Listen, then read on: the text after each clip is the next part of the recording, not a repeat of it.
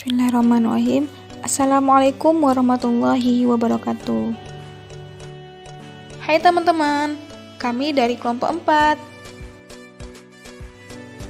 Perkenalkan, nama saya Risma Susanti dengan NIM 1984 202027. Perkenalkan, nama saya Imam Nasrullah dengan NIM 1984 20 20 12.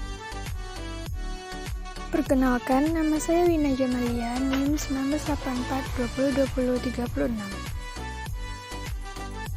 Perkenalkan, nama saya Nurhaleni, NIM 1984 20 20 18. Di video kali ini, kami akan mempresentasikan mengenai hasil observasi pembelajaran daring di masa pandemi COVID-19. Simak video kami ya teman-teman. Sejak diumumkannya kasus pertama COVID-19 di Indonesia pada 2 Maret 2020 lalu, jumlah kasus positif corona terus bertambah setiap harinya. Istilah social distancing atau pembatasan sosial yang awalnya terdengar asing kini semakin akrab.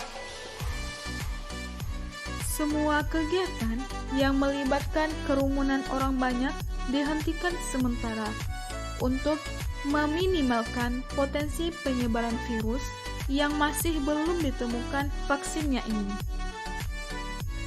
Tentu saja, sektor pendidikan juga terkena imbasnya, sehingga kegiatan belajar di sekolah pun turut dihentikan sementara.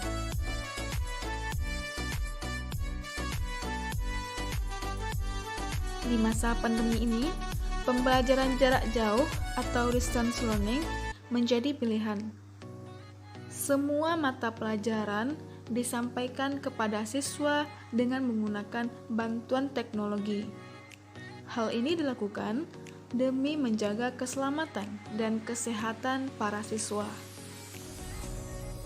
Sejumlah sekolah menerapkan sistem online atau virtual tanpa tatap muka langsung. Nah, sistem ini juga dikenal dengan sistem pembelajaran daring.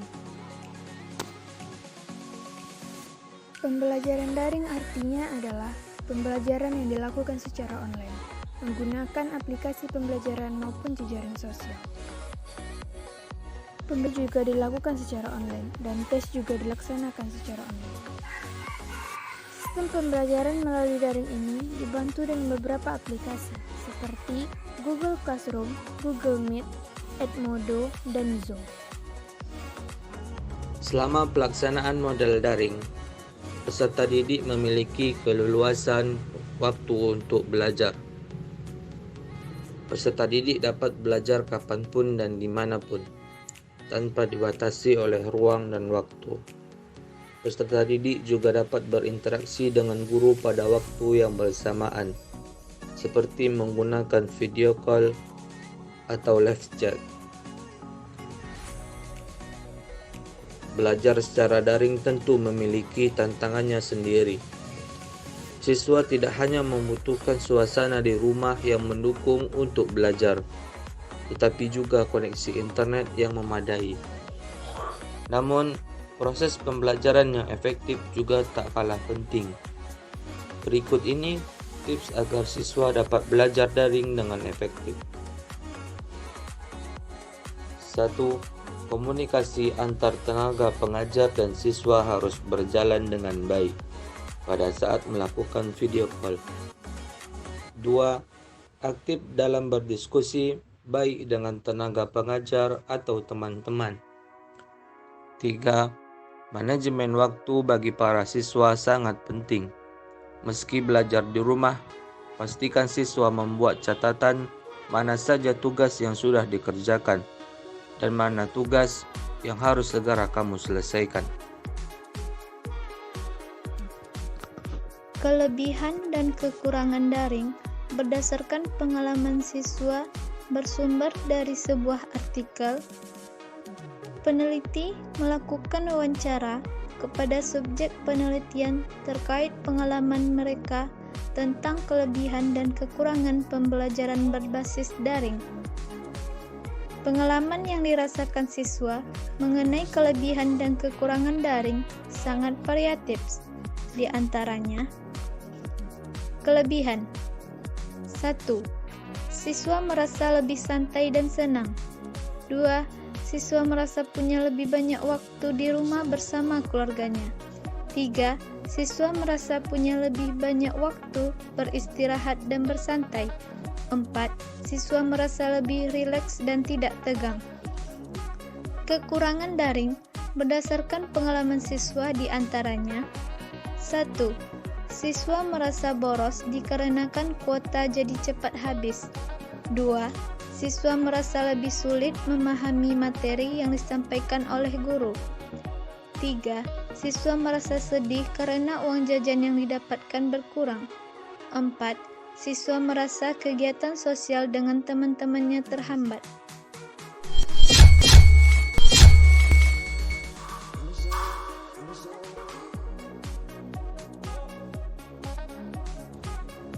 Banyak varian masalah yang menghambat terlaksananya efektivitas pembelajaran dengan metode daring. Di antaranya adalah: yang pertama, keterbatasan penguasaan teknologi informasi oleh guru dan siswa. Kondisi guru di Indonesia tidak seluruhnya paham penggunaan teknologi. Ini bisa dilihat dari guru-guru yang lahir pada tahun sebelum 1980-an. Kendala teknologi informasi membatasi mereka dalam menggunakan media daring. Begitu juga dengan siswa yang kondisinya hampir sama dengan guru-guru yang dimaksud. 2. Sarana dan prasarana yang kurang memadai serta perangkat pendukung teknologi jelas mahal.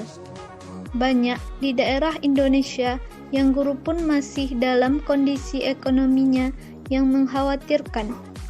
Kesejahteraan guru maupun murid yang membatasi mereka dari serba terbatas dalam menikmati sarana dan prasarana teknologi informasi yang sangat diperlukan dengan musibah COVID-19 ini. 3. Akses internet yang terbatas. Jaringan internet yang benar-benar masih belum merata di pelosok negeri. Tidak semua lembaga pendidikan baik sekolah dasar maupun sekolah menengah dapat menikmati internet. Jika ada pun jaringan internet, kondisinya masih belum mampu mengcover media daring. Kurang siapnya penyediaan anggaran. Biaya juga sesuatu yang menghambat, karena aspek kesejahteraan guru dan murid masih jauh dari harapan. Ketika mereka menggunakan kuota internet untuk memenuhi kebutuhan media daring, maka jelas mereka tidak sanggup membayarnya. Ada dilema dalam pemanfaatan media daring. Ketika materi pendidikan memberikan semangat produktivitas harus melaju. Namun, di sisi lain, kecakapan dan kemampuan finansial guru dan siswa belum melaju ke arah yang sama. Negara pun belum hadir secara menyeluruh dalam memfasilitasi kebutuhan biaya yang dimaksud.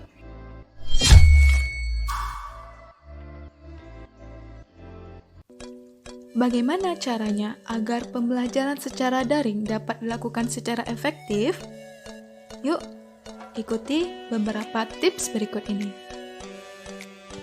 Tips yang pertama, kelola waktu dengan baik. Atur waktu belajar Anda agar Anda tidak mengulur-ulur waktu dalam mengerjakan tugas. Biasakan fokus dan mengerjakan tugas di awal waktu. Komitmen pengerjaan tugas ini tentunya akan lebih mudah dilakukan jika pihak sekolah atau perguruan tinggi menetapkan batas waktu pengerjaan tugas kepada peserta didik. Tips yang kedua, carilah tempat yang nyaman. Tempat yang nyaman merupakan salah satu kunci agar belajar tetap fokus loh. Nah, Anda bisa mencari tempat seperti sudut rumah yang nyaman untuk belajar. Anda juga bisa mendekor area belajar sekreatif mungkin untuk menambah semangat belajar Anda. Ya, tips yang ketiga. Siapkan perangkat yang dibutuhkan. Persiapkan perangkat yang Anda butuhkan, baik itu laptop, smartphone, komputer, maupun saklar listrik, untuk mengisi daya perangkat Anda, agar tidak kehabisan daya di tengah-tengah fokus belajar. Pastikan juga perangkat Anda terhubung dengan jaringan internet yang baik, agar Anda dapat mengakses platform pembelajaran daring yang Anda butuhkan tanpa kendala. Selanjutnya, tips yang keempat. Komunikasi dengan pengajar dan teman belajar. Meskipun Anda belajar dengan jarak jauh dari pengajar, bukan berarti Anda bebas bersantai dan menunda tugas yang diberikan loh. Tetap jaga komunikasi dengan pengajar dan teman belajar. Jika dibutuhkan, Anda juga bisa mengadakan grup chat khusus untuk membahas tugas yang diberikan. Selain itu, Anda juga bisa melaporkan tugas setiap harinya kepada pengajar. Tips yang terakhir, jaga kebersihan.